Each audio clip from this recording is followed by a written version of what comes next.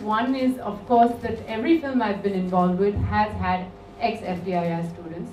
Almost, every technical person on a film, so many of them have come from FTII. So it is a huge support for my career, for anyone who's involved in the film industry. And secondly, it's my first memory of FTII was before I became a film actor. I was doing theatre, and Sachit Puranik, who's an ex-FTII student, at the time was there, and we used to rehearse there by the pond.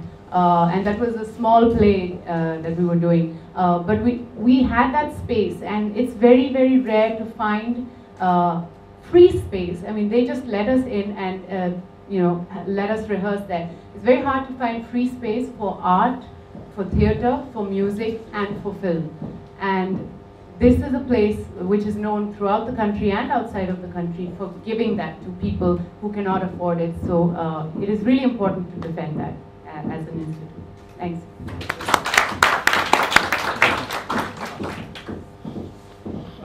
मैं भी सबसे बड़ा reason इसलिए आया हूँ क्योंकि मैंने अपने इतने साल के करियर में किसी फिल्म में काम नहीं किया जिसके हेड्स ऑफ डिपार्टमेंट्स एक या एक से ज़्यादा FTI वाले ना रहे हों।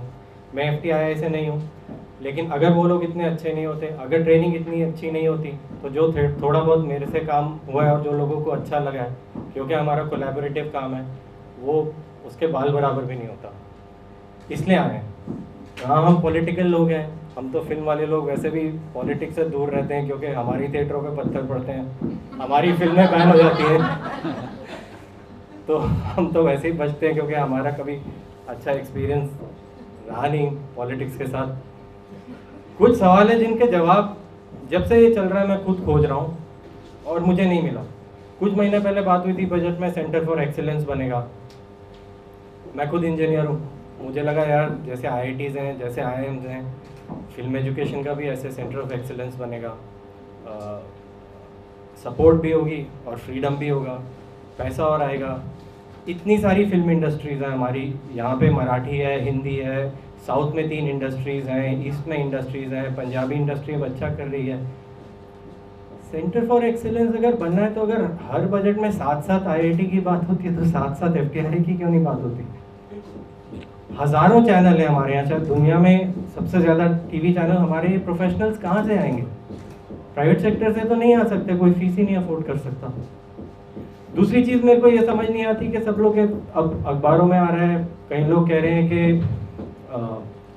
ये गवर्नमेंट का काम नहीं है, फिल्म या आर्ट एजुकेशन, और फिल्म इंडस्ट्री तो बहुत अमीर है और उनके हवाले कर देते आप चला लो। तो जो IIT ग्रेजुएट जिस कॉर्पोरेट वर्ल्ड में जाते हैं वो तो हमसे हज़ारों गुना अमीर है, वो भी खुद चला लो।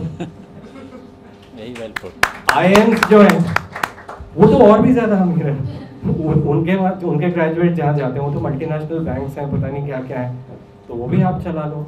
ये कैसे हो सकता है कि हमारे फील्ड में जो कि ग्रोइंग फील्ड है, जो कि सनराइज इंडस्ट्री मानी जाती है, वहाँ पे क्या हमें ग्रेजुएट्स नहीं चाहिए? क्या हमें टैलेंट नहीं चाहिए? हम स्क्रीन राइटिंग फेलोशिप चलाते हैं कई ऑर्गेनाइजेशंस के साथ मिलके। इंडिया भर से इतने सारे स्टूडेंट स्क्रीन राइटर्स बनना चाहते हैं, कोई फैसिलिटी नहीं है। हर जगह क्यों ना हो institute, screen writing courses, film making courses हर यूनिवर्सिटी में क्यों ना हो, सिर्फ FTI क्यों ना?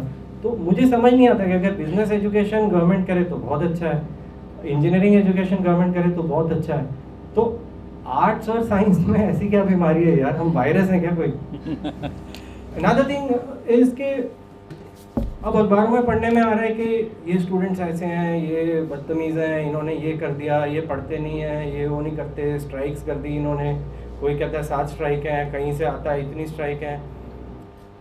पर जो सारे पॉलिटिकल पार्टीज़ के लीडर्स हैं, मुझे कभी थोड़ा जनरेशन गैप भी लगता है, सारे पॉलिटिकल पार्टीज़ के लीडर हैं, सब तो स्टूडेंट लीडर थे, सबने अपने टाइम में इतनी बड़ी बड़ी स्ट्राइक्स की थी।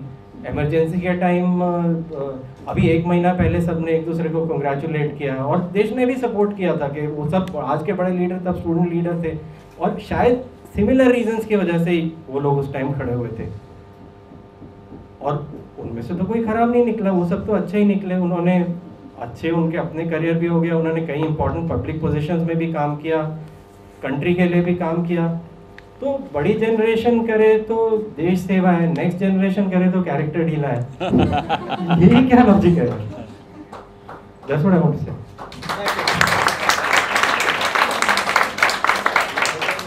मैं एक बात और कहना चाहूँगा, कुछ लोगों ने सवाल उठाया है प्रेस में कि स्टूडेंट्स को अधिकार नहीं है अपना चेयरमैन चुनने का।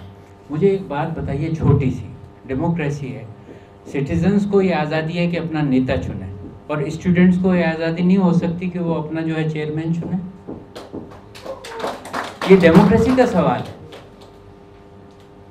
और वो बच्चे भी नहीं है, स्टूडेंट से बच्चे बिल्कुल, नहीं they are है, voting. अनपढ़ नहीं है, अनपढ़ It's a नहीं है, postgraduate बच्चे नहीं है। institution. It's a postgraduate institution, and they have every right to voice their demand or voice their what they require.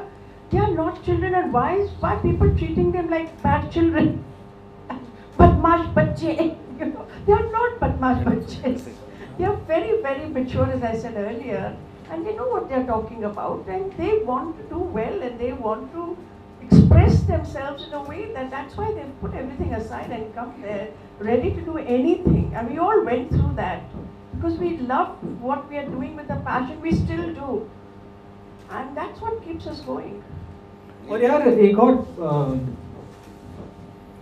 किया क्या है, ट्विटर पे अपना पॉइंट रखा है, फेसबुक पे अपने पॉइंट रखे हैं, कोई प्रॉपर्टी डैमेज करी है, किसी को मारा पीटा है, रस्टिकेट, मतलब कोई किसी चीज का कोई प्रपोर्शन तो होता है ना। अनदर थिंग इज, एक और फिल्म जो शायद हम में से कोई बोल नहीं पाया, सारी फिल्म इंडस्ट्री में जितनी फिल्में बन रही हैं, सब सेट्स पर, सब स्टूडियोज में जब भी ब्रेक होता है, 1 महीने से सिर्फ यही बात हो रही है। और ये बात इसलिए हो रही है क्योंकि इंस्टीट्यूशन ऑफ एक्सीलेंस से बात शुरू हुई थी, लेकिन जो एकेडमिक लीडरशिप अब दिखाई जा रही है कि ये एकेडमिक लीडरशिप होगी, यार कुछ तो कॉन्फिडेंस जागना चाहिए ना। मतलब क्वालिफिकेशंस देख के, क्वालिफिकेशन नहीं तो एक्सपर्टीज देख के, पर एक्सपर्टीज शायद पॉलिटिकल ज़्यादा लग रही है और फिल्म से रिलेटेड या आर्ट्स एंड साइंस और मोशन पिक्चर से रिलेटेड कम लग रही है, तो कॉन्फिडेंस नहीं होता दिल में कि सिलेबस मतलब कैसे बनाएंगे सिलेबस, या फाइनेंशियल इश्यूज हैं इंस्टीट्यूट में तो फाइनेंशियल एक्सपर्ट कौन सा वाला है मतलब वहाँ पे, या मैनेजमेंट इश्यूज हैं तो कौन बहुत मैनेजमेंट का दिग्गज है वहाँ पे, तो कॉन्फिडेंस नहीं हो पा रहा है। और फिर अगर हम अखबारों में पढ़ते हैं कि बोलते हैं कि आपके प्लान्स क्या हैं, या सिर्फ एक ये स्टेटमेंट के FTI ने दिया क्या है सिवाय एक राजू ईरानी के, क्योंकि उसने 500 करोड़ की पिक्चर दी है। राजू ईरानी को फिल्म इंडस्ट्री में लोग प्यार और रिस्पेक्ट जिन रीजन से करते हैं उसमें ये 500 करोड़ सबसे छोटा रीजन है। और ये एक तरह का कंटेम्प्ट और तिरस्कार दिखाता है जिस इंस्टीट्यूट को आप चलाना चाहते हैं। It shows a certain contempt and a certain arrogance, छोड़ भी दो, contempt and ignorance of how to run this kind of institutions. बाकियों के इंटरव्यूज हम देखते हैं कि आपका क्या प्लान होगा, जो लोग सिलेक्ट हुए हैं तो निकल के सब घूम फिर के एक ही बात, हम नेशनलिज्म सिखाना चाहते हैं। यार पोस्ट ग्रेजुएट स्टूडेंट्स हैं, 70 स्टूडेंट सिलेक्ट होते हैं, इतने मुश्किल कॉम्पिटिटिव एग्जाम से सारे इंडिया से, ये नेशनलिज्म सिखाने की जगह है, वो भी पॉलिटिशियंस के द्वारा नेशनलिज्म सीखना है। वो यहाँ पे अपनी कंट्री को तो हर कोई प्यार करता है ना, उसमें मतलब सीखने की किसी से क्या ज़रूरत है। तो ये कैसी विजन है किसी इंस्टीट्यूट की कि post graduate arts and sciences के इंस्टीट्यूशन में अब हम नेशनलिज्म सिखाया करेंगे। तो ये सब बातें सुन के कॉन्फिडेंस होता ही नहीं है कि कुछ अच्छा होगा। और द फैक्ट कि अब स्ट्राइक हो रही है या प्रोटेस्ट हो रहे हैं किसी चीज़ में, अगर आप कहते हैं कि वहाँ पहले से, एक तरफ से आप कहते हैं पहले से प्रॉब्लम है कि वहाँ पे बात बात पे पॉलिटिकल हो जाते हैं स्टूडेंट्स, तो ये अच्छा तरीका है उसको सॉल्व करने का कि 4 पॉलिटिशियंस को वहाँ भेज दो। Thank you very much, what a great idea. एक और बात कही जाती है कि उनको एक मौका तो दीजिए। आप मुझे एक बात बताइए, एक मरीज़ का ऑपरेशन करना है और हम किसी कंपाउंडर को बोलें कि इसको एक मौका तो दीजिए पहले, ये बिल्कुल इसी तरीके की बात है। क्वालिफिकेशंस और क्रेडेंशियल्स को यहाँ पे सवाल उठाया जा रहा है। For more news and gossip, don't forget to subscribe to Bollywood Helpline.